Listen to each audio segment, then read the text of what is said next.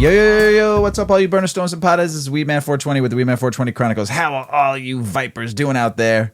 Mrs. Weedman. Mr. Weedman. How the hell are you? I'm doing great. I love it. Hey, all you vipers out there in the world, hopefully you're smoking some big fat doinks while you're listening to the show. And we're about to get normal. And we are smoking some Caked Up Cherries grown by our friend Ignius. And this is a 70-30 Indica Sativa. Caked Up Cherries, an indica dominant hybrid created through crossing the delicious wedding cake and cherry cookie strains, named for its delicious flavor, celebrity parentage, and gorgeous appearance. Caked Up Cherries is definitely one for the ages.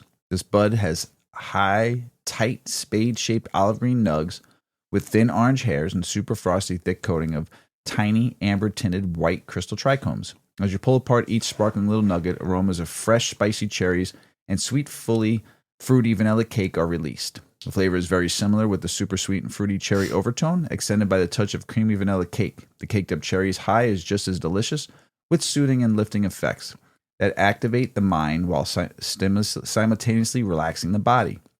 You will feel a boost of euphoria and onset of the high that stimulates your mental form, leaving you feeling focused and happy with a sense of motivation. A relaxing physical high accompanying the head lift, keeping you anchored and fully calm from head to toe. With these effects and its super high 21 plus THC average, Caked Up Cherries is often chosen for those suffering from conditions such as depression, chronic stress, or PTSD, chronic fatigue, ADHD, or ADHD or ADD, and appetite loss or nausea. The effects are calming, euphoria, focus, happy, relaxing, uplifting. The symptoms relief is ADD, ADHD, depression, fatigue, nausea, stress. The flavors are berry, cherry, fruity, spicy, sweet, berry, earthy, fruity, herbal, spicy, and sweet are the aromas. And that is grown by our friend Ignius. And he sent me a little message saying this was, he hunted this from the F2 cross Relentless did, and said Relentless is an excellent breeder. So this also is, he is entering this in the Salt versus Organics that's going to be taking place here in June with our friend Midwest Terps, who's going to be on the show this Friday with Tommy and another person. So to talk about the Salt versus Organics that we're going to be a part of coming up here in June. Competition. Yep. Yeah.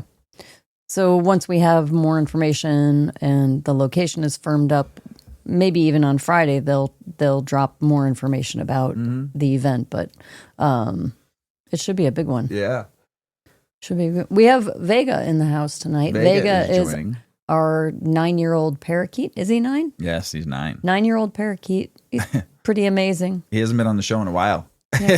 Has he been on the show? Once. I think once before we had him on the show. Oh. Well, welcome back to the show, Vega. Been years since we've had him on. Oh, bird on your head. On my head.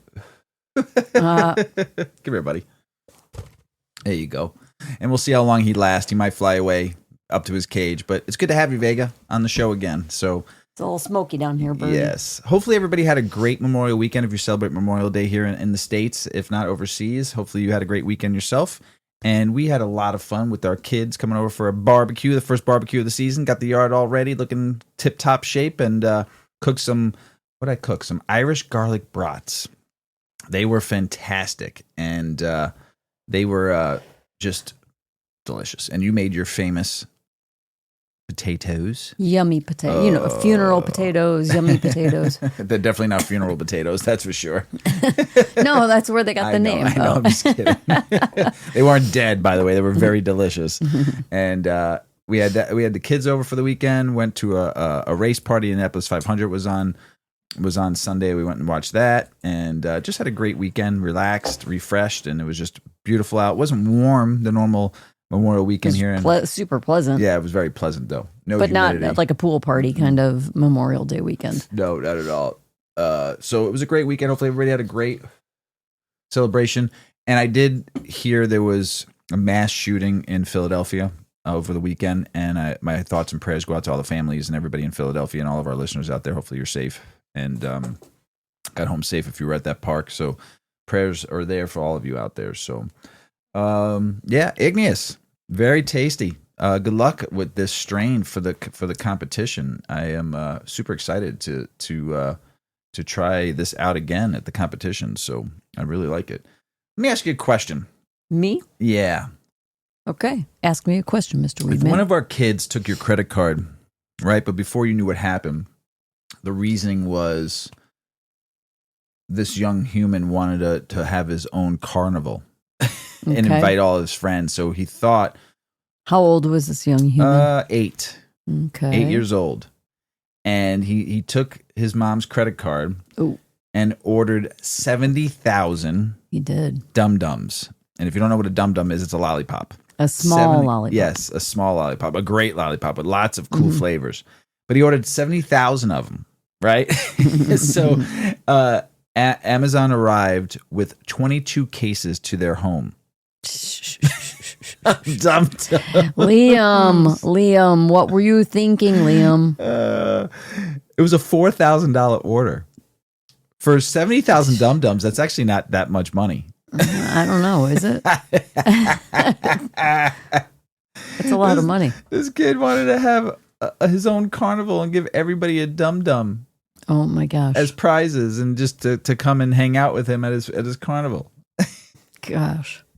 Could you imagine? 7,000. I'm sure she was able to return them, but it says that she was able and she got her money back. This little guy just thinking it took a while. Yeah. But she finally got her money back. But what would you do? Cases. Well, I think I'd keep one case. Yeah. And then I would tell Liam that was dumb. Dum-dum? It was a dumb move, Liam. What are you thinking? I mean... And then try to figure out why he's got such a fascination with the carnival. And maybe bring him to one? He wanted to invite all of his friends. That's sweet. I mean, it's really sweet. It is very sweet. I couldn't be mad. I would be mad, but I couldn't be mad. Like an acute mad. Right. Like, I'd be like, don't ever do that again, but that was so adorable. Seriously. I'd be like, how can you be mad at that? Poor kid wanted to have a carnival for him and his friends to come and hang out at. That's cute. You know? But what would you do at 70,000? Imagine if you couldn't return them. Like, what would you do with 70,000 dum-dums? I mean, I guess we were pretty self-sufficient and doing a lot of very independent things at 9 years old. Right. But I feel like now at like 2, kids are like ready to run the world. Like, what happened since COVID? They say that like COVID babies, like that, the kids born in 2020, especially like born in the thick of it, right. Like, you know, spring 2020 babies, they're a breed of their own. They're special. They're like no fears. No, nothing. No. They're just a little wild. We've seen some 2-year-olds lately too. Yeah. But I think like parenting is like the style of parenting right now is more of a hands-off parenting. Like we were a helicopter parent. I'm sure I was a helicopter parent. I didn't think I was, but I'm pretty sure I was a helicopter parent for good reason. You know? Yeah. Like 2-year-olds getting everything. Huh? 2-year-olds getting everything. 2-year-olds getting everything. Every fucking thing. Holy cow! I remember our Paulie. He climbed up the couch and I had a big CD rack and took every single CD out of the rack. And I had one at a time. We had like 300 CDs at one time. He probably just tilted it, and they all just fell out. No, I think he took one at a time, knowing. Well, what were you doing? What was I doing? I was able to do I that. came in the room and all of a sudden I see all the CDs. He was probably watching TV and no one was helicoptering because you weren't home. So someone might have been taking a nap or playing a video game. I was probably in another gaming. room doing something else, and all of a sudden I walk into the den and I see every CD on the floor and I was like, holy shit. Yeah. And a lot of them were like out of the case too. Oh, he was like looking at them all. Yeah, that's when I freaked out, when they were all out of the case. I was like, what'd you do? No! Oh, Jesus. Traumatize them. Oh, man. So, yeah, 2-year-olds getting a lot of shit. Yeah, they do some stuff. They do they a like lot ride bicycles now. Like that little kid was on Sunday Yeah, but not pedaling. He wasn't pedaling. It was like a balance bike. Yes, it's a wider tire. But they ride those things like crazy, jumping over curbs. That thing around. Yeah, they're crazy. He didn't need his mom. He's like, I got it. I got it. Yo. I got it. I'm good. Like it just didn't. I don't know. It's just different. It's just in the way their like communication seems more advanced. Yeah. At a much younger age. Oh yeah. And problem solving. Like, well, they have technology. I didn't let our kids problem solve. Well, our kids didn't have technology like that. Oh, I got it for you. I know, but they didn't have technology like that. Yeah. You know, they had like pegboards that you would put like puzzle pieces in and toys, Legos, yeah, and all that stuff. Toys, Mr. They Weedman. did have toys, but they didn't have technology though. No. They didn't have computer. I We didn't mean, have a we had computer. a Tamagotchi. We had video games Yeah, but we didn't have a computer. We didn't have a computer until like until 1999. 1999. That was our first home computer. Yeah. Yeah. We didn't have any. Zzz, like the dial-up sound. Oh my gosh! I think it was a little bit better than dial-up. I think it was better than We AOL had, when like- we got it. I don't remember who it was that we had. It but took a minute though. It was Pages very had slow. to load. Oh yeah, it was You had to very wait. slow. Today, I mean, the computers we have today are just insane. We're like, what the fuck? Compared to 20. Why are you so slow? 27 years ago, right? Like it didn't move as quick as a blink, you know? That's when we had Napster, and downloading music from Napster took God, forever. the conversion of all of our music. Oh my gosh, took forever. Oh my God. Burning CDs one at a time and photos. Yes. Having to download your photos and then email them. They were terrible. It was so And slow. flash drives.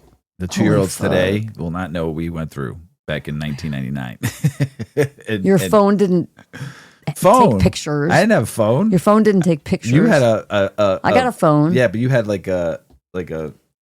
I had a car phone. Yeah, but I'm do talking about your work in my phone that you car. had. The phone that you had. You had just a regular flip phone at I had a first one. Motorola flip It didn't phone. have any screen. It had just That the numbers. wasn't my first phone. Was it? Was it?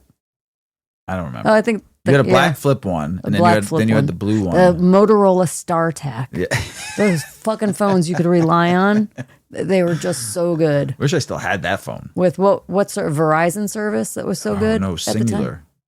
No, I think we have Verizon. Did we have Verizon? Jeez. And like- Singular though, they're not even around anymore. We didn't even have text messaging No. or apps. Remember when apps came into play and it was like, wait, what? I got my first phone. What do I have to do? It was 2002, I think, when I got my first phone, and it was a Nokia, and that's when it had text messaging. Yeah. Yeah. But it was like use the numbers, yeah, it the was letters terrible. on the Yeah, it was numbers. brutal. So And you had slow. to click. No click, apps. click. Had one game. Backspace, Had one game. backspace. Backgammon. Oh my God. And that was it. That was the only game that came on the Yeah. phone. And you could, I don't think there was even a camera on there. No, I didn't have No. a camera. No, you would still have to like send an email to yourself. No, because you No, I couldn't didn't open even email have- on your no, I phone. didn't even have any of that stuff. Oh, fuck. We are that like Till I got my Stone until I Age. got my Apple. Till I got my first Apple, the Apple II, Whoa. which was like that's when I was able to start doing emails from the phone. The and kids stuff were like in that. middle school when we started texting, but that was Yes. like, that was You had to like know the- numbers yeah. to, Yeah, it's converting convert numbers to Yeah, it was letters. crazy. Oh, Lord. And they charged you a lot of money Crazy. for text messages too. Remember? Now we're like, Now it's 2 seconds. it's a Boom, boom, boom, computer. done. It's just, it's not even a phone. Like who calls anybody? It's not even a phone. No. Man, I'm stoned. Yeah. Jeez, that Mellow.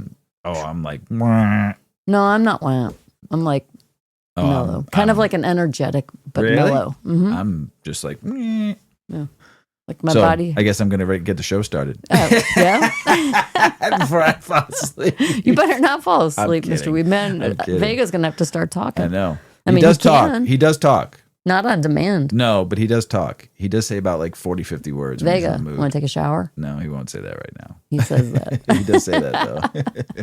He coughs too. It's funny. He makes fun of me. He's sitting there. If you have a bird, a parakeet, or a cockatiel, he Showering. loves the hemp wick that we use to light our joints up, and It has that- beeswax on it. And he goes Probably to, feels so good on he his goes beak. to town on that, and just like He doesn't get it often, but no, he but he loves loves it. it. Like his And he'll like his pull eyes all like the, roll in the back of his head. the little threads from the Yeah. string apart and like fray it all. He'll He's just go to town. So if you're wondering what he's doing, that's what he's I mean, chewing look at on. already since we started the show. Yeah. It's already like a big knot. Look, Vega, you want your string? Look, you got an even better spot now, buddy. All right, let's get the show started. Seeds of change: how cannabis cultivation is influencing athletic recovery and performance. Athletes are always searching for new ways to optimize their recovery and performance, and cannabis has emerged as an unexpected but powerful ally in the search. Once considered illegal, cannabis is now being studied for its potential health benefits in reducing inflammation, managing pain, and improving sleep, key components in athletic recovery. As cultivation techniques advance, so do options to tailor cannabis strains specifically to athletes' needs. This is going to explore, we're going to talk about how this explores how cannabis is changing the game for athletes of all stripes. From weekend warriors to elite competitors, cannabis and athletic recovery. What science says. Cannabis contains over 100 active compounds known as cannabinoids, with THC, CBD among the top two, but being others like CBG, CBN, CBC, THCV, and more. Its research examples, cannabinoids interact with our body's endocannabinoid system, which regulates pain, inflammation, mood, and sleep. In athletes taking cannabis, they may also bind directly with ECS receptors to reduce exercise-induced inflammation and speed up muscle repair. Recent studies suggest CBD could be specifically effective at aiding recovery for athletes. A 2020 sports medicine study discovered CBD reduced markers of muscle damage and inflammation after intense exercise. Furthermore, unlike THC, which produces a high, CBD offers athletes clear-headed recovery without producing psychoactive effects, such as sleep disruption. THC pain-relieving properties may help change chronic injuries. However, due to psychoactive properties, it should be carefully administered as not to impair performance. Cannabis cultivation for athletes, tailoring strains for athletic performance. Modern cannabis seeds companies and cultivators have moved beyond basic classifications of indica and sativa varieties. Breeders now utilize genetic analysis of cannabinoids and terpene profiles to produce strains tailored specifically for athletes' needs. We talked about that in this last episode, too. A runner may prefer strains high in pinene, which improves lung function and focus, while weightlifters might prefer myrcene, dominant strains due to their muscle-relaxing effects. Cottonmouth. Oh, bad. Key development and cultivation, precision breeding. Genetic testing allows breeders to stabilize strains with consistent CBD, THC ratios for maximum consistency and production. I will say this. Mrs. Weedman and I have been smoking a strain that I smoked on the Grow Hour. The breeder is Seattle Seed Chronic. We've had him on the Grow Hour multiple times. He sent a clone to Big Earl. Big Earl grew. We don't know the name, the lineage, anything. We just call it the Seattle Chronic.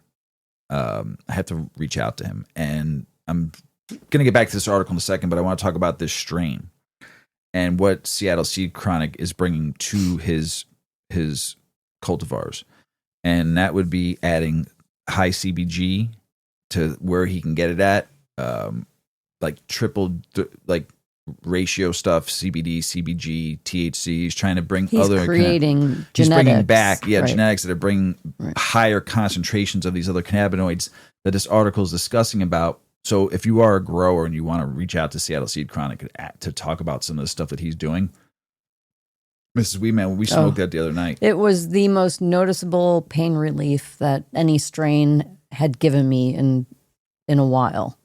Like, almost instantaneous. And it was very, like...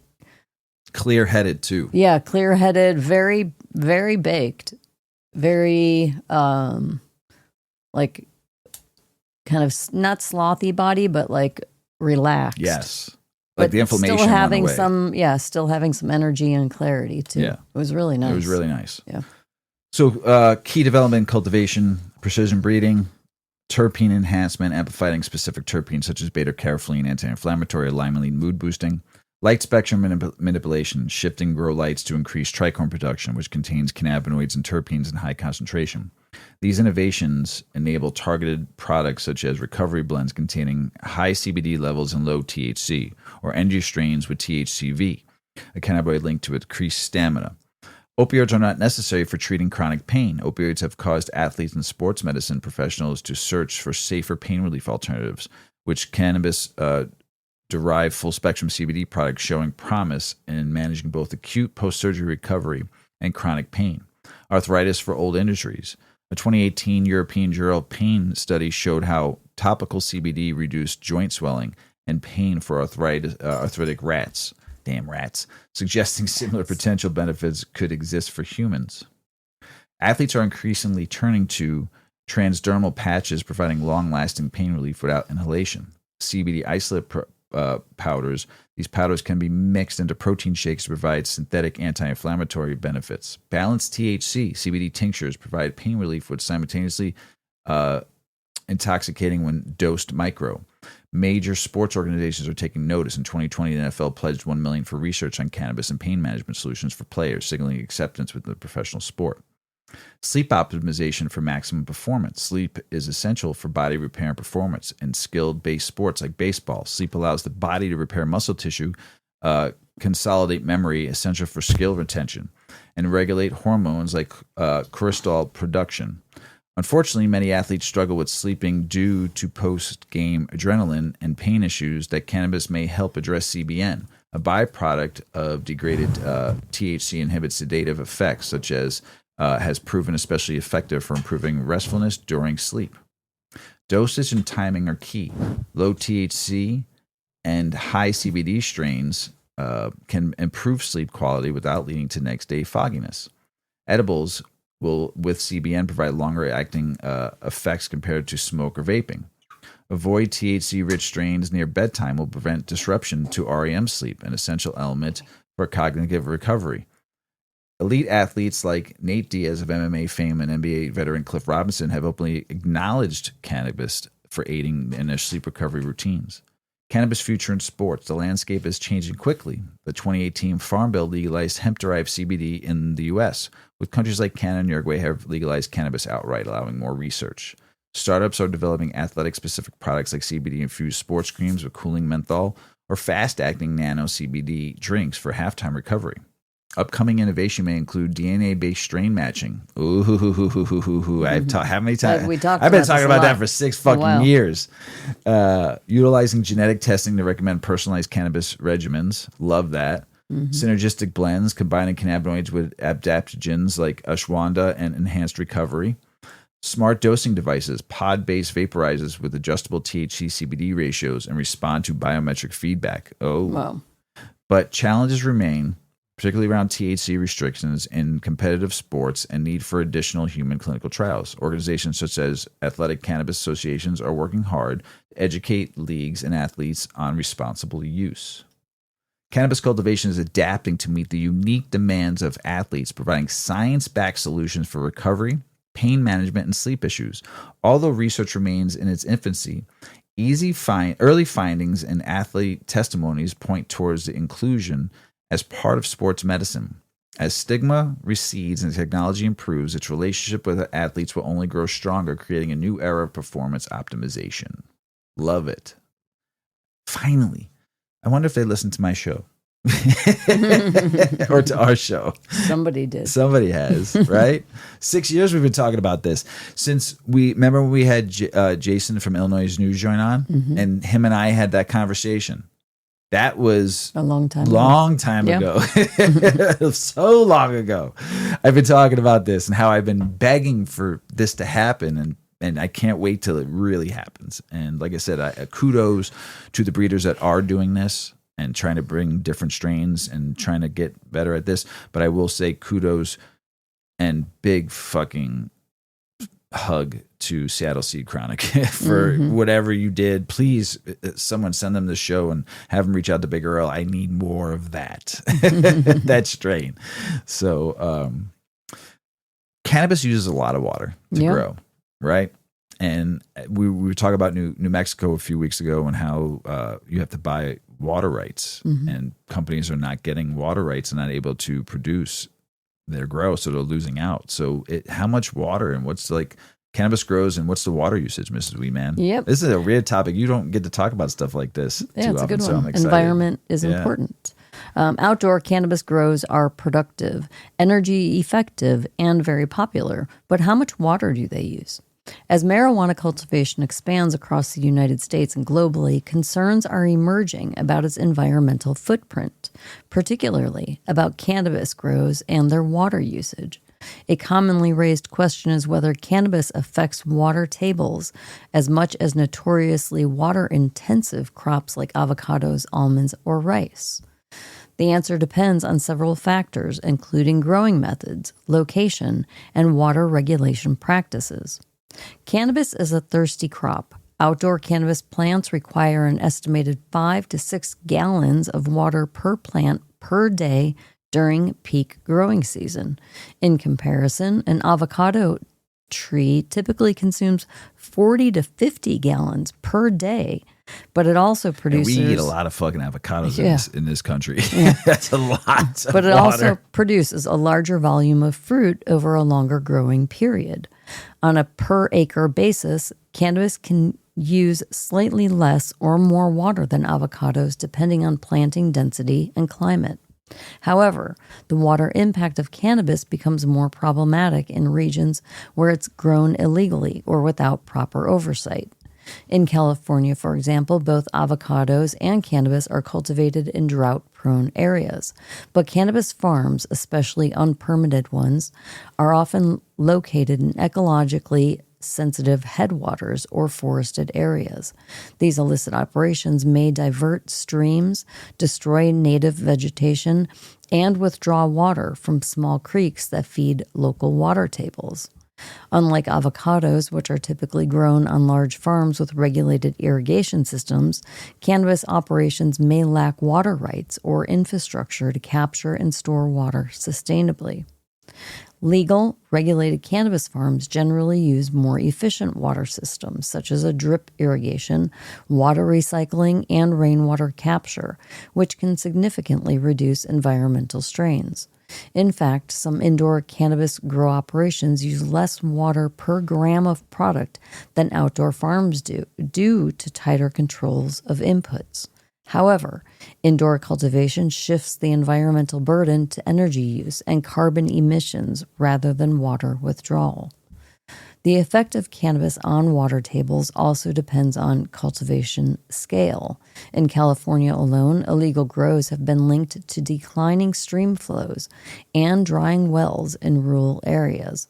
Conversely, avocados, almonds, and other crops are grown on tens of thousands of acres and in total volume have a much larger water footprint. For example, almonds in California consume over 1.1 trillion gallons of water annually. Wow. Holy shit. Yeah. And yeah, I did not even think about that, right? That's just one crop. Yeah. Would you ever think that? Not that much. A figure far beyond cannabis.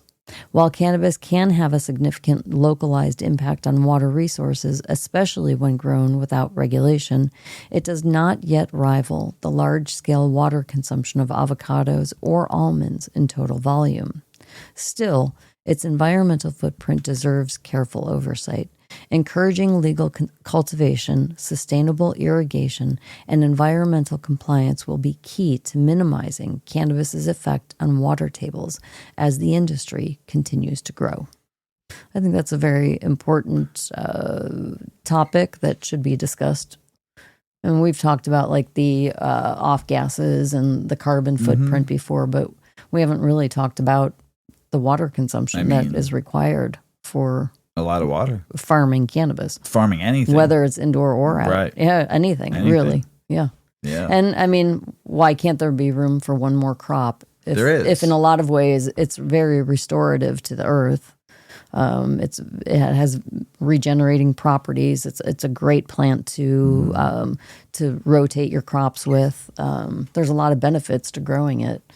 And we could, talking about bringing all this industry back to the United States, we don't have textile mills like we used to. Right. And so it could open up so much industry for U.S.-made materials and fabrics, which would be phenomenal. Yeah. And an alternative to cotton that has a lot of off gas and water needs.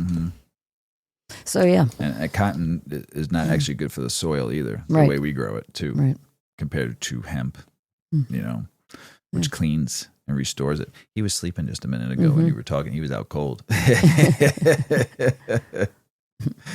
And no, he didn't smoke any weed. Just an old bird. No, he does like hemp seed, though. Oh, yeah. Oh, yeah. He loves his hemp seed. Medical marijuana and lupus, which we've not really talked about. Over 1.5 million suffer from the disease. Research suggestions medical marijuana can help with lupus. Over 1.5 million people in the U.S. and Canada have chronic autoimmune disease, lupus. It can trigger inflammation and pain throughout the body, leading to fatigue, joint pain, skin rashes, organ complications with limited treatments available or no known cure. Many patients turn to complementary therapies for relief. So what about medical marijuana and lupus? Recent studies suggest cannabis may offer meaningful benefits to lupus sufferers, including pain reduction, improved sleep, and decreased inflammation. One of the primary appeals for medical marijuana is the anti-inflammatory and analgesic properties. Cannabinoids such as THC and CBD interact with the body's endocannabinoid system, which plays a role in regulating immune responses. Man, we talk about the endocannabinoid system a lot, everybody. Every article that we talk about when it comes to health and wellness, the endocannabinoid system is mentioned. And the receptors CB1 and CB2, but always the endocannabinoid system. In lupus, where the immune system mistakenly attacks healthy tissue, this modulation may help reduce flare-ups and system severity. A study published in Frontiers in Pharmacology examined the effects of cannabinoids on autoimmune and anti-inflammatory conditions. Researchers found cannabinoids can inhibit the production of inflammatory cytokines and promote regulatory T cells, which are crucial for maintaining immune balance. The immune suppressive potential is particularly relevant for lupus management. Pain management is another critical area where cannabis shines. A study in the Journal of Pain Research highlighted how medical cannabis has led to significant pain relief in patients with chronic pain, including those with autoimmune disease. Patients also reported reduced reliance on opioid medications, a vital benefit given to the risk of opioid dependency. Furthermore, many lupus patients report sleep disturbances and mood issues. CBD, a non-psychoactive compound in cannabis, has shown promise in improving sleep and quality, reducing anxiety. A review published in the current Pneumopharmacology concluded CBD may be beneficial in treating insomnia, pain-related sleep, and mood instability. While more targeted research is needed, early evidence supports a safe and effective use of medical marijuana as a complementary treatment for lupus. You should always consult your healthcare physician when you're considering cannabis use in your regimen. Never leave the dispensary disappointed again. Yes. How I go to dispensaries a lot, visit dispensaries a lot, and I love the bud tenders. I love the managers, owners. I love the people that are going in. I'm never disappointed when I go to a dispensary because I'm there for the people and the weed. But how can people leave not being disappointed? Yeah. Well, there was a time when a medical patient would travel to a different state. This meant that they would exit the imaginary lines where their medicine was legal into unknown territory. These patients often had to choose to go without their medication to visit a new state, or attempt to smuggle it in and possibly risk being arrested. This has become less daunting with reciprocity laws that grant medical rights to patients from visiting states and more legal weed than ever. But even with more access, product menus and brands differ in every state. Those visiting new areas may have trouble finding cannabis flower, edibles, vapes, and concentrates that create a similar experience to the ones they're used to at home. The effect is only one piece of this puzzle. The issue of finding trustworthy brands that are known for good practices rather than pesticides and other nasty additives is also a concern. Navigating this world can be complicated enough at home, but doing so after arriving in a new city or town is even harder. Here's how a seasoned stoner does it in 3 simple steps. Locate the perfect dispensary. These days, searching for the top 3 sites on Google or Bing does not always provide the most accurate results. Instead, search online for dispensaries near me and go deeper, maybe into the second page of results. Find a store that aligns with you based on their branding, location, or the company's mission, and then read their reviews. Lots of negative reviews are an obvious red flag. Alternatively, the good reviews will indicate whether the store's strengths match your needs. After finding a few retail stores, look at their menus.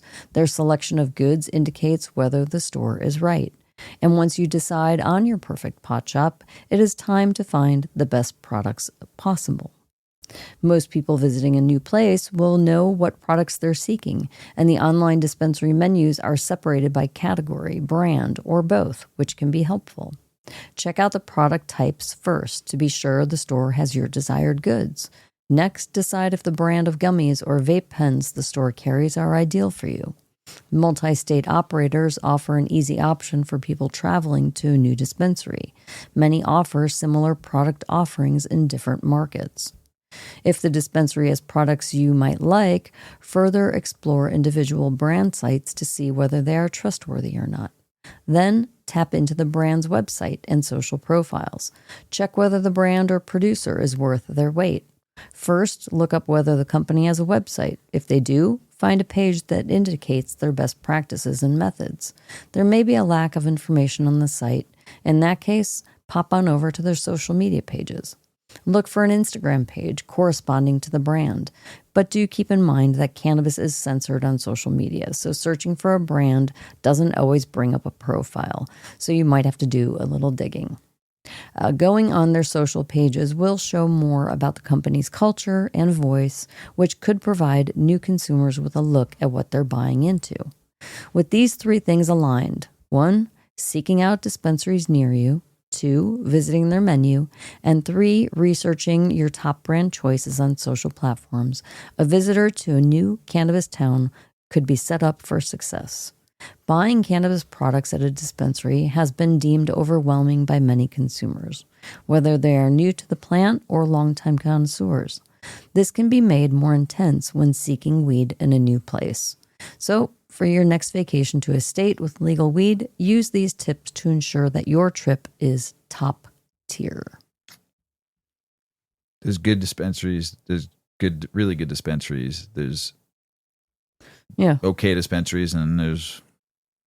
Well, I think they're right. You need all of those things. Like right. you want something that's close by, but you'll go a little further if it provides a better experience, right. or if their menu offered better products, something that's more aligned with what you're looking for. Right. So it might not be just like drive down the street. People and in stop Illinois in. are sales shoppers too. Yes. They will go to where the sales are at.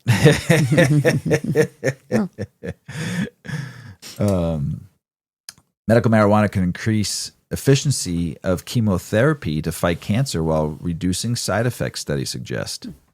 Enhanced chemotherapy efficiency. The study indicates that cannabinoids in medical marijuana may boost the effectiveness of chemotherapy drugs in combating cancer. Reduction of side effects. Medical marijuana could potentially alleviate common chemotherapy-induced side effects such as nausea and vomiting. Improve patient quality of life. By mitigating side effects, medical marijuana may enhance the overall well-being of patients undergoing chemotherapy. The synergistic effects. The combination of cannabinoids and chemotherapy agents might produce a synergistic effect, enhancing cancer cell eradication. Potential for low chemotherapy doses. With increased efficiency, there might be an opportunity to reduce chemotherapy dosages, minimizing toxicity. Anti-inflammatory properties. Cannabinoids possess anti-inflammatory effects which can be beneficial in cancer treatment. Pain management. Medical marijuana may assist in managing cancer-related pain, reducing the needs for opioids. Appetite stimulation. Cannabinoids can stimulate appetite, addressing weight loss issues in cancer patients. Sleep improvement. Patients using medical marijuana have reported better sleep quality during treatment. Mood enhancement. The use of cannabinoids may help in alleviating anxiety and depression associated with cancer diagnosis and treatment. Neuroprotective effects. Some cannabinoids exhibit neuroprotective properties, potentially safeguarding against chemotherapy-induced neurotherapy. Antioxidant benefits. Cannabinoids have antioxidant capabilities which might protect cells from oxidative stress during chemotherapy. Reduction in tumor growth. Preclinical studies suggest that cannabinoids may inhibit tumor growth and how do you say that word? Metastasize. Thank you. Metastasize. Thank you. Minimal psychoactive effects. Certain cannabinoids like CBD, other therapeutic benefits without significant psychoactive effects. Need for further research. While findings are promising, more extensive clinical trials are necessary to fully understand the benefits and mechanisms of medical marijuana in cancer therapy. The points that highlighted in this article are potential role of medical marijuana and agent in cancer treatment, aiming to enhance chemotherapy outcomes and improve patient quality of life. Vega, having a good old time today. He's the star of the show. Huh? He is. He's the star of the show. This show and the last show, we're talking a lot about how to find good cannabis, what to look for in your weed, how to go out there and enjoy good dispensaries, and what to look for when you go. This has been the theme the last lately because, you want quality. You're spending money on to provide your medicine or for enjoyment, however you use cannabis, and it's your way. But you want to make sure you're getting everything correctly. You're spending money. You're spending hard-earned money, and cannabis is in this state with taxes is not cheap. Mm-hmm. In some other states like Michigan, you can get really good deals, but not everyone's going to drive to Michigan. So if you're in this state or in some states that prices are high, you want to make sure you're getting the best bang for your buck. So how do you identify good cannabis flower? Yep. Tell us about it, Ms. Weedman. I've got a connoisseur's guide here. When you're visiting a dispensary across the United States, knowing how to identify higher quality flower is essential. With so many strains and cultivators available, understanding what to look for ensures a better experience every time you purchase. The best cannabis flower showcases 3 key characteristics: aroma, appearance, and effect. These factors determine not only the overall quality of the bud, but also how it will make you feel. So let's break them down. 1. Let's talk about aroma and the importance of terpenes. One of the first indicators of high-quality cannabis is its aroma. When you open a jar or bag of fresh flower from a trusted dispensary, a rich, complex, and pleasant scent should greet you. This smell in part comes from terpenes, the aromatic compounds responsible for each strain's unique scent and potential therapeutic effects. What to look for in cannabis terpenes. Avoid musty or hay-like odors. These can indicate improper curing or mold issues, common concerns even at a dispensary if quality isn't prioritized. A strong, pungent fragrance. A well-cultivated strain, whether from a dispensary near you or from another U.S. location, will have a noticeable aroma, often described as citrusy, piney, skunky, or fruity. There will be a complexity of scent. Good cannabis offers a blend of different notes. Why terpenes matter. Beyond aroma, terpenes influence the effects of cannabis. For example, there's myrcene. It's earthy and musky, and it's associated with relaxing effects. Limonene is citrusy, and it may boost mood and provide energy. Pinene is piney, and it can promote focus and mental clarity. Choosing flower based on its terpene profile can help you tailor your experience. Look for terpene percentages between 1 and 3% for a noticeable aroma and potentially stronger effects. Look for brands that provide detailed terpene information to help you make the best choice. 2. Appearance, bud structure, and trichomes. They really matter. A high-quality cannabis flower should look as good as it smells, and boy, are there some pretty, pretty flowers. While appearance can vary between strains, there are some universal signs of premium bud. Look for dense and well-formed structure. While some strains naturally grow fluffy or airy, premium indica strains from your local dispensary may typically have tight, dense buds, where sativa strains may be looser, but still well-formed buds. Trichome coverage. These tiny crystal-like structures covering the bud are called trichomes, and they're packed with cannabinoids and terpenes. The more frosty the flower appears, the more potent it is likely to be. Fresh, well-cured flower. Quality flower should have some moisture, but not be too wet or too dry. A properly cured bud will break apart with slight resistance, but not crumble into dust. What to avoid? Excessive stems and seeds. Quality flower should have minimal stems and no seeds. Seeds would be a sign of poor cultivation practices. No brown or yellowish hues.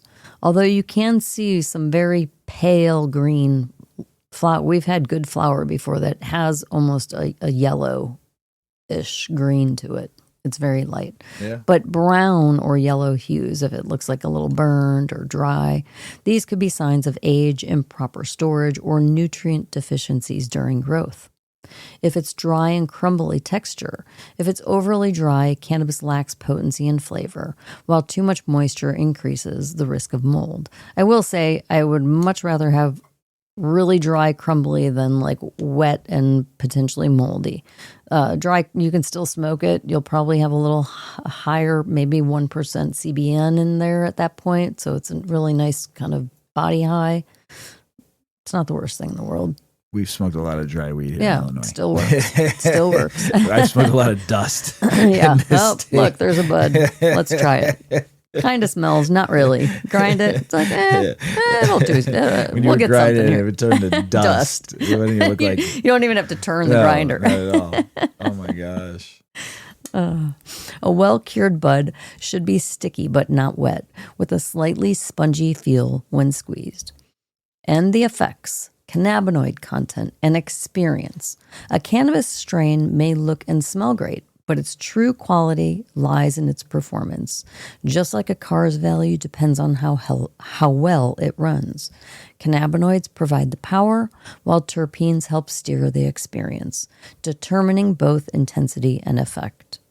So, how do you choose the right strain based on cannabinoid content? Well, you will look for lab testing results, like checking a car's engine specs.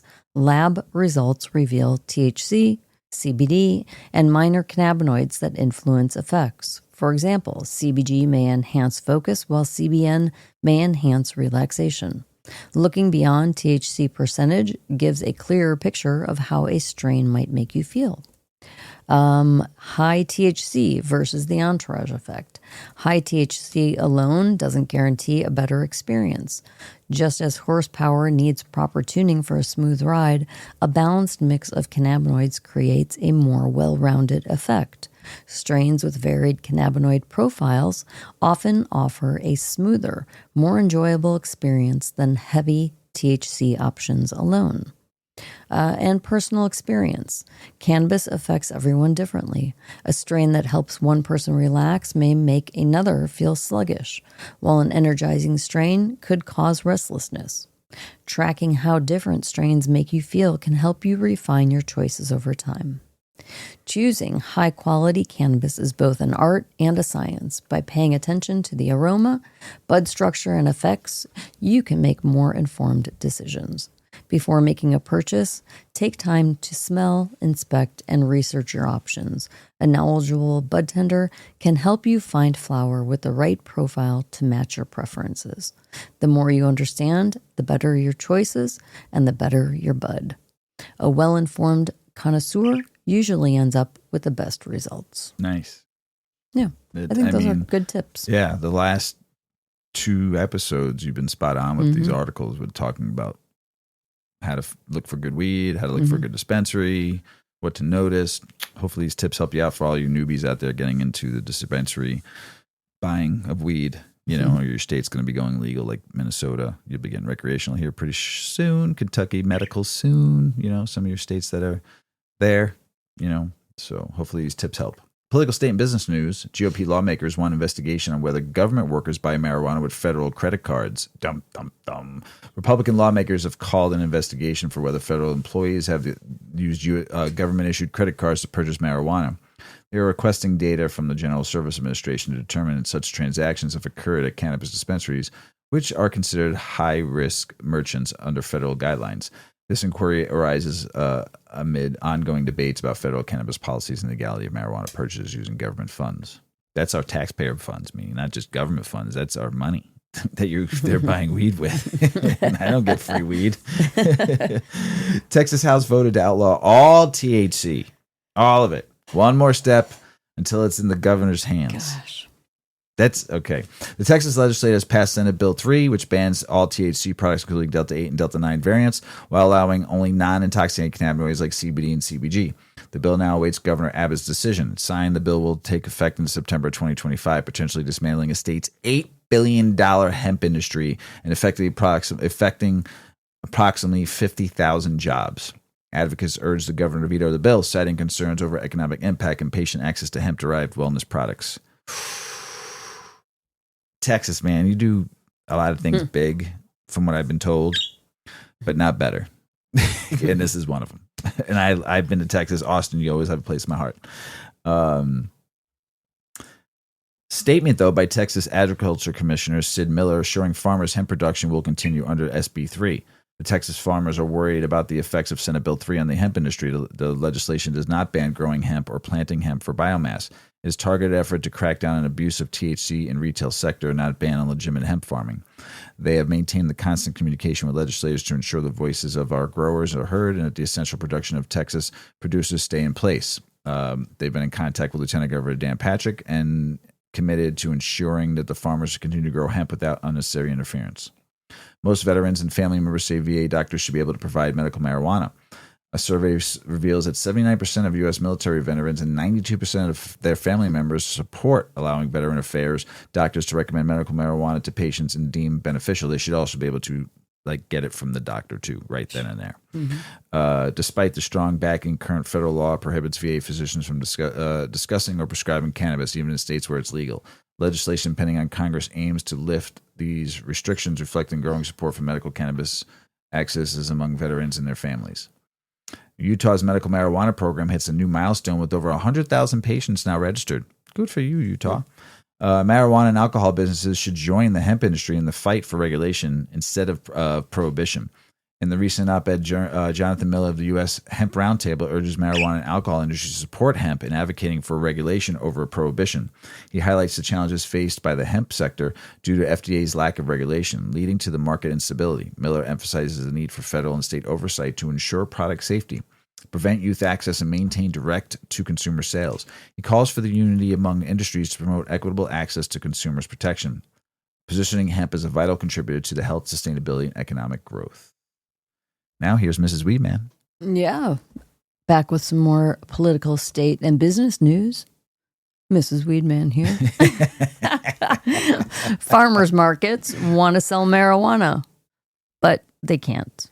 Small cannabis farmers in states like California and New York are eager to sell marijuana directly. I would say every state would be eager, any of the local farmers, to sell marijuana directly at farmers markets, similar to how craft liquor and wine are offered.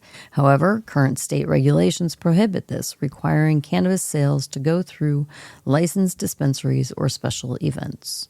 Advocates argue that allowing direct consumer sales at farmers markets would support struggling small producers and align with existing models for other artisanal products.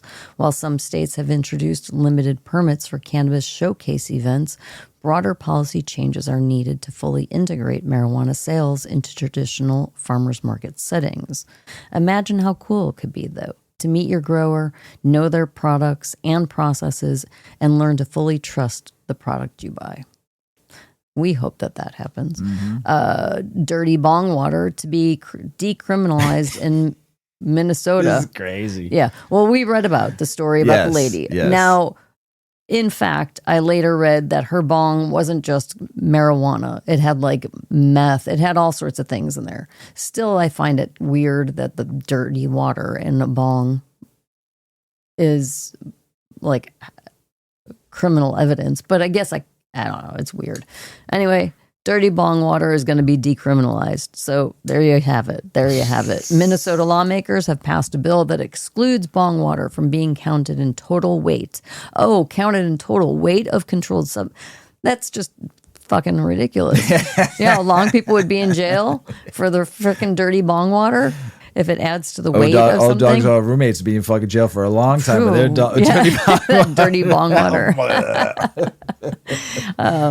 So it would add to the total weight of controlled substances in a drug case, overturning a 2009 state Supreme Court decision. The change, awaiting Governor Tim Walz's signature, would be retroactive to August 1st of 2023, potentially aiding individuals like Jessica Besky, who faced severe charges due to her bong water weight. Advocates argue, there's some pretty big bongs out there. You're going to go to jail for 5 pounds of bong water. Wow. Advocates argue. That's why I always tell you to clean your bong and change your water. Or just don't drive with water in your bong. It's true. They argue this reform addresses disproportionate penalties. Yes, it does. And closes a significant legal loophole. Poor Jessica, though. Her and her bong water. Minnesota legislature passes cannabis regulation bill. In May of 2025, the Minnesota legislature passed an omnibus cannabis policy bill aimed at refining the state's adult use cannabis program. The legislation introduces a lower potency hemp wholesaler license. It permits sample distribution at cannabis events, and it allows testing facilities to operate while seeking accreditation. It also expands social equity eligibility to individuals with certain prior cannabis-related adjunctications and enables the export of low-potency hemp products. The bill, now awaiting Governor Tim Walz's signature, seeks to streamline regulation and support the launch of Minnesota's licensed cannabis marketplace. He made fun of Texas. He did? Yeah, something I read today. He was telling Texas, come up here. We'll take better care of you than Texas will. 13 Minnesota cities and counties want to open government-run cannabis dispensaries. We personally think that's a terrible idea. These cities and counties are planning to open these government-run dispensaries, and Anoka has begun constructing, must be one of their counties, a $2.7 million 3,000 square foot store, while Osseo and St. Joseph await licensing. These municipalities aim to manage cannabis sales directly, similar to municipal liquor stores. That's ridiculous. To ensure local control and generate revenue, so they can waste it. However, they must wait for the state to finalize licensing and regulatory frameworks before opening. I can't believe the constituents are already letting this happen. Yeah, that's just, it sounds I like. want to know where they got the $2.7 million. Yeah, I don't know. Where did the county get the $2.7 million? From all their applications, maybe. So they stole people's money to use it, or they start. just used taxpayer dollars to pay for it too. Oh, yeah. Well, it's state run, so they would fund it then. So there's a budget now for dispensaries, so they can control it. But you can't fix our school system. No, can't take that 2.7 million. but they're going to start new industry, right? Jobs. Sure. So, New York marijuana officials launch interactive Buy Legal map to help consumers find licensed dispensaries. New York's Office of Cannabis Management, or the OCM, has introduced Local, the legal online cannabis activities locator map. So it's an acronym, to assist consumers in finding licensed marijuana dispensaries. This interactive tool offers a user-friendly interface to locate legal cannabis retailers across the state. The local map aims to promote safe, regulated cannabis purchases and support the state's social equity initiatives by directing consumers to authorized dispensaries. Wow, that's kind of cool. I like that. I wonder if that'll become every state can hop into it. It becomes an app, right? Oklahoma counties with more marijuana grows saw property values surge, study finds. A study published in the Journal of Agriculture and Applied Economics found that counties in Oklahoma with a higher number of marijuana grow operations experienced significant increases in property values, 20% to 25% over 5 years. This surge was attributed to marijuana growers purchasing land at inflated prices, often with cash offers, which drove up local real estate markets. However, counties with more dispensaries did not see similar property value increases. Weird. Hard to deny something's off. Arizona Health Department rings cannabis testing alarm bells. Arizona regulators have flagged Caked Labs, a prominent national cannabis testing laboratory, for multiple violations following a March inspection.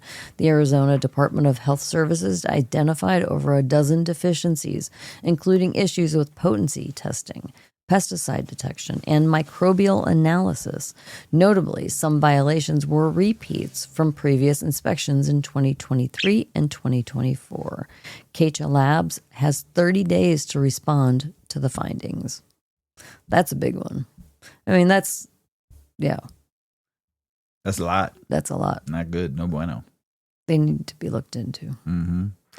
Nebraska lawmakers reject amendment to protect doctors who recommend medical marijuana. Nebraska lawmakers recently rejected an amendment aimed at protecting healthcare practitioners who recommend medical cannabis. The amendment introduced by State Senator John McCavanagh sought to shield physicians from arrest, prosecution, or disciplinary action solely by providing written recommendations for medical cannabis use.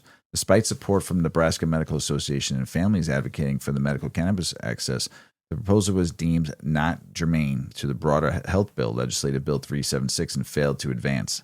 So you're not going to be able to get a doctor to prescribe you without getting in any kind of trouble.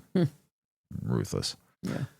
Chinese-Mexican crime rings take over illegal marijuana trade. The growing involvement of Chinese and Mexican criminal organizations in legal marijuana cultivation across the United States. These groups are establishing illegal farms, often exploiting legal loopholes and utilizing migrant labor, including Chinese nationals smuggled across the Mexican border. The operations are linked to broader criminal activities such as money laundering and human trafficking, raising concerns about national security and the effectiveness of law enforcement in addressing these complex networks. The New Hampshire Senate has rejected every marijuana bill passed by the House this session. The New Hampshire Senate has rejected all marijuana-related bills passed by the House legislative session. On May 22nd, the Senate approved a 14-10 table House Bill 198, which would have legalized adult possession of up to 2 ounces of cannabis. Earlier, the Senate Judiciary Committee voted along party lines to deem HB 75, a bill to legalize adult-use marijuana, as an expedient to legislate. Governor Kelly Ayotte has consistently opposed cannabis legalization. Pennsylvania Senator announces new marijuana legalization bill after committee defeats House-passed reform proposal. Senator Marty Flynn of Pennsylvania announced plans to introduce Keystone Cannabis Act, a new marijuana legalization bill, after the Senate committee rejected the House-passed proposal that included state-run dispensaries. Flynn bill aims to establish a regulated cannabis market for adults 21 and over, with oversight from state agencies such as the Department of Health, Agriculture, and Community and Economic Development. It also proposes a community reinvestment fund to support rural infrastructure and equity initiatives. Flynn emphasized that legalization is inevitable, and Pennsylvania should not lag behind neighboring states like New York and Jersey. If California market tax hike takes effect next month, consumers and businesses will suffer, but there's a solution. California's planned cannabis excise tax from 15 to 19% on July 1st of 2025 is poised to exaggerate challenges for the state's legal marijuana industry. Industry leaders warn that the hike could drive more consumers to the untaxed illicit market, where cannabis is often cheaper. To counteract this, Assembly member Matt Haney has proposed a bill to freeze the tax at 15%, aiming to stabilize the market and support licensed business. Now, you need to take that down to like 8%. You don't need to be that high. My gosh, come on. You're earning enough. Kush, and not the Kush that we like to smoke, right? Mm-hmm. This is something different. It's equal a dangerous mix of weed, fentanyl, tramadol, formaldehyde, and even some ground up what, Mrs. Weedman? Human bones. Human bones. Freaking weird. Tell us about it. This dangerous mix of cannabis and fentanyl is coming out of Africa and spreading across Europe so far. A new and very dangerous form of cannabis called Kush. So as we get into this, you're going to keep hearing me talk about Kush, Kush, Kush, Kush, Kush, and you're going to think about the strain, Kush, Kush, Kush. And I wonder how this is going to affect Kush strains like in the coming months, if this starts to spread into like we love the Kush US. Strains. I know. And it's not this. Right. I know. But it might scare people. Right. Just so you know. This is not a strain. This is a mixture of that they call things that they're calling Kush. Okay. So it's new and it's dangerous. But it's not a normal cannabis that people know. This Kush is a scary mix of cannabis, fentanyl, tramadol, formaldehyde, and even ground up human bones. I like it to smoke at the bones. This deadly combination. I'm picturing that guy with the big mouth and the eyes that he does all the videos, the influencer. This deadly combination is hurting many people, especially in West Africa, and it's now spreading to other countries like the UK.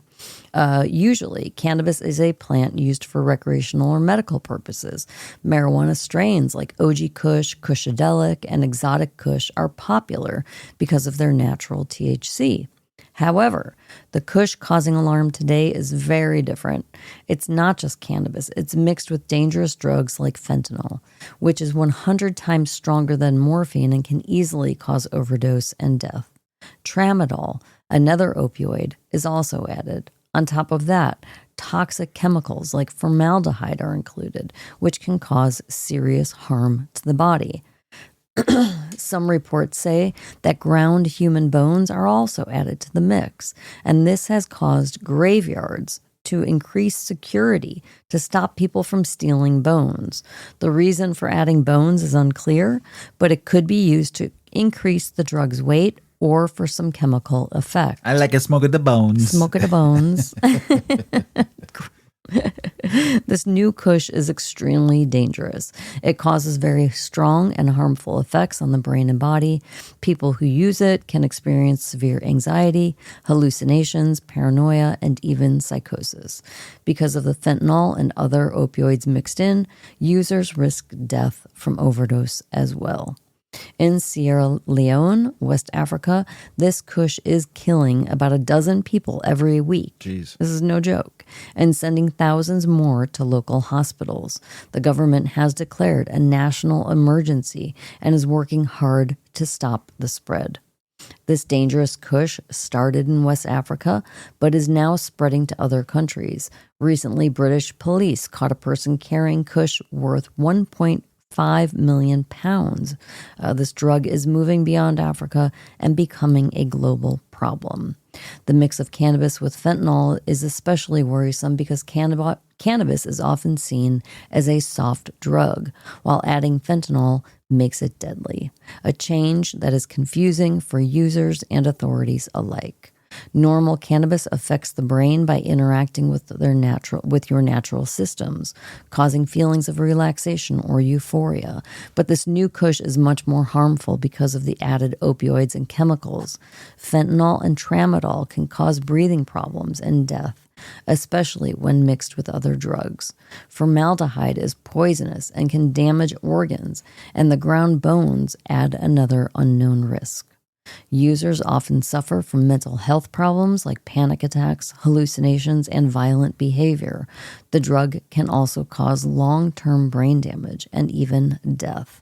So what are they selling it? Like, how do you, they're not even talking about it giving any positive benefits. I like to smoke at the bones. I just smoke at the bones just because. I just smoke at the bones. Nothing sounds good about this at all. Like, I don't even get it. But Why it's would a anyone warning take for it? all of our people out there. Be careful. Holy shit. This drug is not just a health problem. It affects entire communities, families, losing loved ones. Crime rates rise. Hospitals get overwhelmed. The illegal trade of this drug brings huge amounts of money to criminals, which fuel continued corruption and violence. Governments struggle to fight both the supply of the drug and the spread, but the complex nature of this kush makes it hard to detect and control. And to fight this crisis, countries are taking several steps. Law enforcement is working to catch traffickers and stop the drug from spreading. Health services are opening treatment centers and educating the public about the dangers. Research is ongoing to understand the drug better and develop ways to detect it. Communities are being involved in prevention and support programs.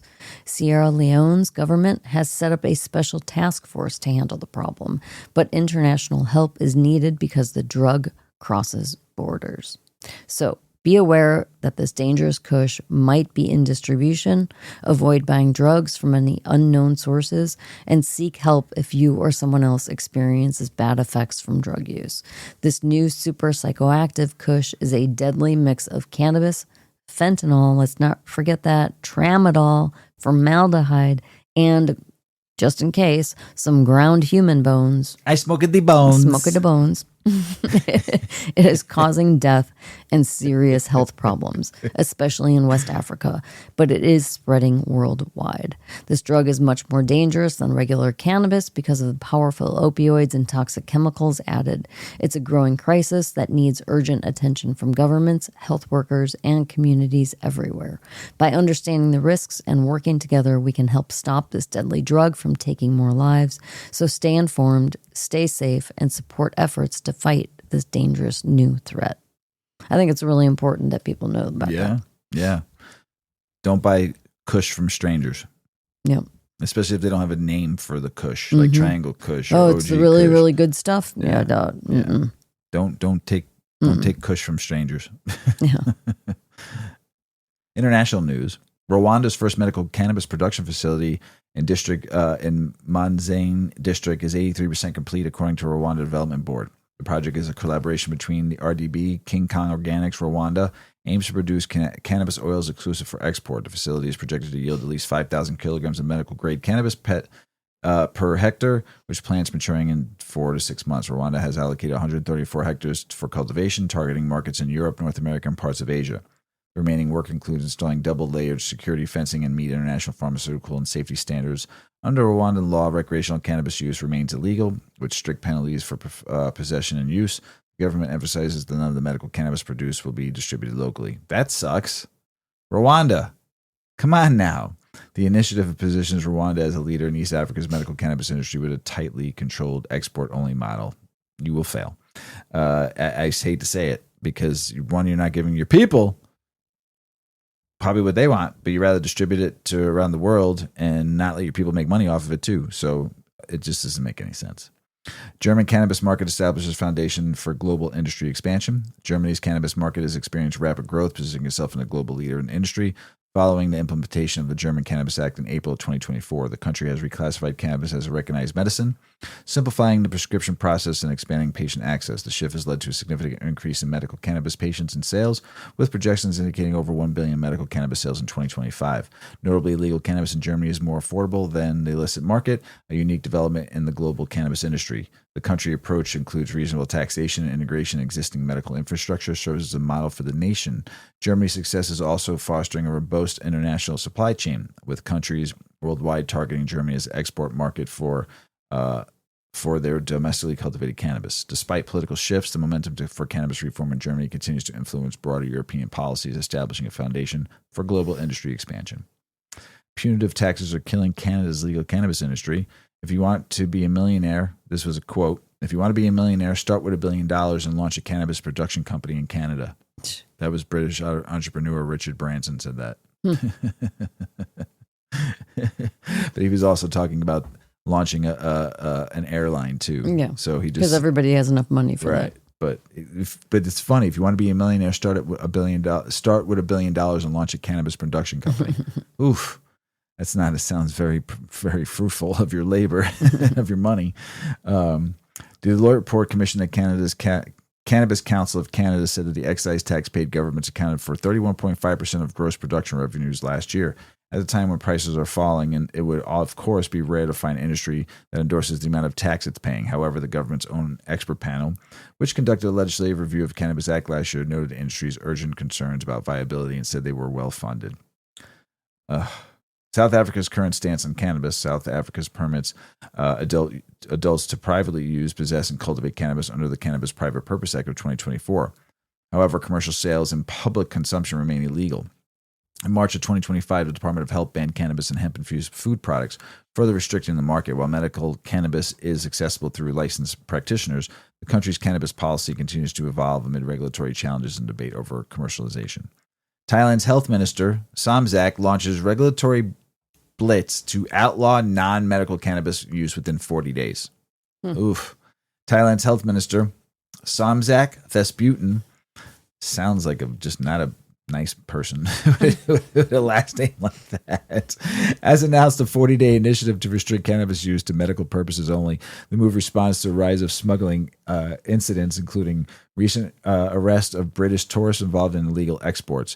New regulations will require all users, both Thai and foreign, to present a medical certificate to legally access cannabis. The government plans to enforce these measures under existing herbal and traditional medicine laws. Remember I said a long time ago, Mrs. Weedman, Thailand, don't do what? Don't mess things up. Don't fuck it up. Canadian cannabis sales bounced back in March. Statistics Canada released March retail sales for the country, with cannabis sales increasing from February levels, up 4.9% to $428 million. That's the whole country? Yeah. With federal legalization stalled in the U.S., cannabis companies are finding a new green rush in Europe. With U.S., that's actually a lot of money. $448 million for 1 month. Oh, 1 month. 1 month. Oh. Yeah. Oh, you thought I meant the whole year. Yeah. No, 1 month. I was like, oh. Sorry. With U.S. federal cannabis legalization stalled, American cannabis companies are shifting focus to Europe. where markets are opening and regulations are more favorable. Germany's recent legalization of recreational cannabis has positioned it as a central hub, attracting U.S. firms seeking growth opportunities. The green rush reflects a strategic pivot as companies aim to capitalize on Europe's expanding cannabis market and domestic regulatory uncertainties. Cannabis legalization referendum moves forward in Cultivar, Belize. Cultivar, Belize is advancing toward a local referendum on cannabis legalization. Community leaders have initiated the efforts to gauge public support for legalizing marijuana, aiming to influence national policy. The referendum's outcome could significantly impact Belize's approach to cannabis regulation. That's international news, everybody. I'm not a big karaoke guy. I only sing one song, and that's the Toadies Possum Kingdom. And that's the only song you'll ever catch me really sing at a karaoke. Isn't that right, Mrs. Weedman? Yes, it is. I'm not a very good singer. I can't carry a fucking tune. I can't even fucking strum a guitar. I can't do shit. Nah, you could sing okay. No. Oh, now it's when okay. you know the song. Now it's okay. Well, for years, you're like, really? Are you really singing right now? Well, you were screaming. Well, yeah. But I do only sing one song at karaoke, and that is Toadies Possum Kingdom. And but there is a stoner karaoke night, right? There is. What's the ultimate blend of fun and vibes? Tell us about it, Mr. Weedman. Because you just got yourself a karaoke machine that you brought to one of our parties, and everybody was stoned and having a great old time with it, right? Yeah, it's paid for itself already. The kids borrow it now too, right? For their parties, yeah. They love it's a hit. Stoner Karaoke Night is a unique event that blends two universally loved pastimes, karaoke and a relaxed, laid-back atmosphere. While karaoke nights are typically known for their high energy and sometimes intense competition, Stoner Karaoke Nights focus on creating an atmosphere where everyone can feel comfortable, no matter their vocal skills or experience. This event is specifically tailored to people who enjoy cannabis culture and want to share a good time with like-minded individuals while indulging in their favorite herb. What makes Stoner Karaoke Night so special? Well, the key element of a Stoner Karaoke Night is the mellow and chill environment. It's usually in a venue that encourages a relaxed atmosphere with some even allowing patrons to consume cannabis openly in legal and responsible manner. This helps set the tone for the night as participants are encouraged to take their time, have fun, and enjoy the experience without any pressure. The vibe is much more about self-expression and fun than it is about perfection. The songs selected for Stoner Karaoke Night often reflect a wide range of musical genres, allowing a wide variety of participants to find something they enjoy. Cannabis and karaoke might seem like an unusual combination at first, but there's a compelling reason why the two go hand in hand.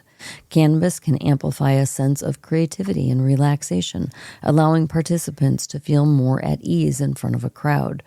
This helps break down any social anxiety or performance jitters, which are common in traditional karaoke settings. Stoner karaoke nights offer an opportunity to get involved without the pressure of being judged.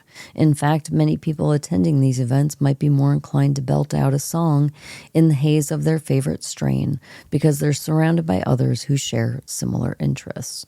There are plenty of online resources where you can find karaoke tracks and playlists. You can also create a playlist that aligns with the stoner vibe by incorporating artists known for their connection to cannabis culture. Stoner karaoke nights are a fantastic way to bring people together. They offer a sense of community and belonging, allowing people to bond over music and cannabis in a friendly, non-judgmental environment. It's the perfect event for those who want to enjoy music, relax, and embrace their love of cannabis in a fun and lighthearted setting. It's an evening where everyone is encouraged to be themselves, laugh, and let go of inhibitions.